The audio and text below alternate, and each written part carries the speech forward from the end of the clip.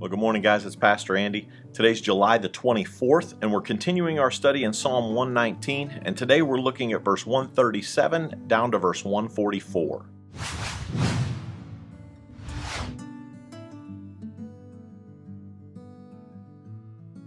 When I read this section this morning, I couldn't help but think about money.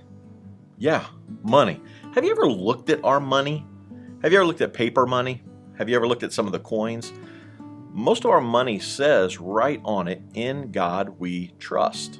I know there have been attempts in the last few years to try to get that removed from our money because they say that that's a Christian thing and there's supposed to be a separation of church and state and things like that. But even on the very currency that we use to survive every day, in God we trust. Is that true of you? Do you trust in God? That phrase goes so along with this section, and you'll see as we go through here. He starts this section off talking about God's word is trustworthy no matter what people do. Look at the first verse, 137. "O God, you are righteous, and your regulations are fair. Your laws are perfect and completely trustworthy. I am overwhelmed with indignation, for my enemies have disregarded your words." People are going to do things to try to shake our faith. Things are going to happen. People are going to say things to us. They're going to act in certain ways that's going to try to shake our faith. But we have to understand that God's word is trustworthy, no matter what people do, because people are always going to let us down, no matter who it is. That's why so many churches, when a pastor or a leader falls, they leave the church.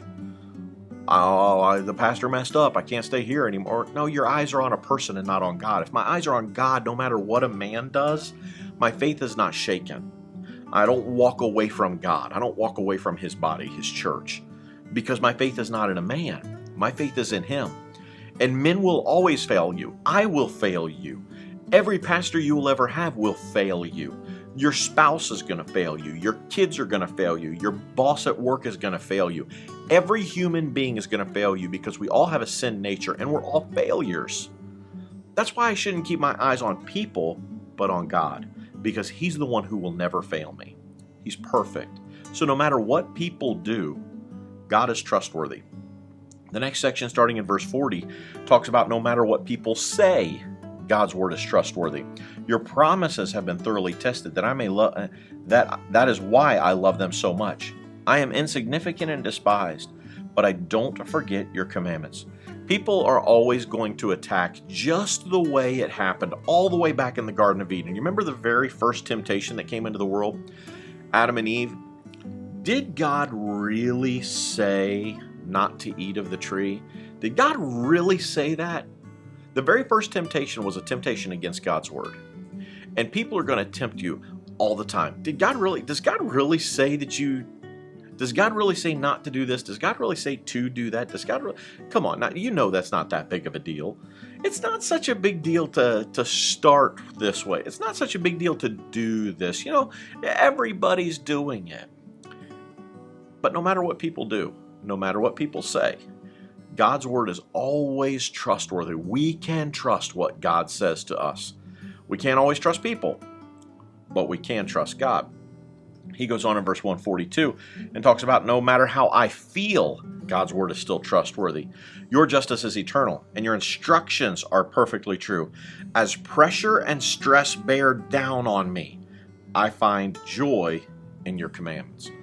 Pressure and stress. Have you ever felt like that? Have you ever had the pressure and stress on you so bad that your feelings change?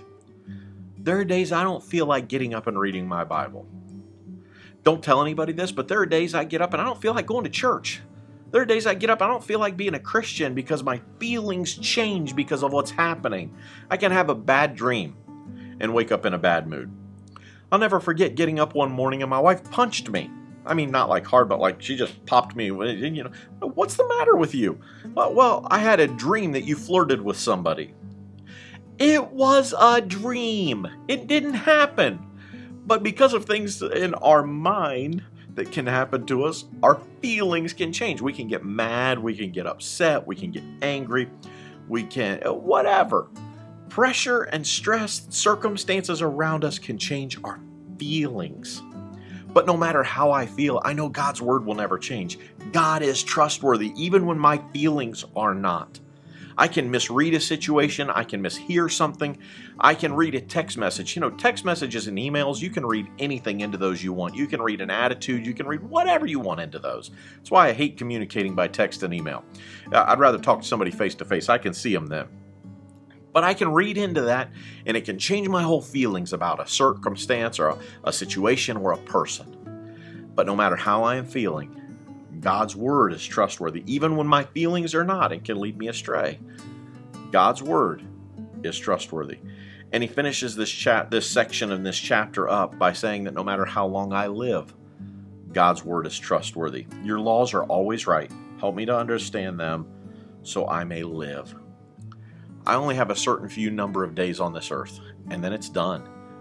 But God's word is forever settled in heaven. His word will never change. We've been promised that it will be preserved to every generation. God's word is trustworthy. God's word is permanent. God's word is eternal.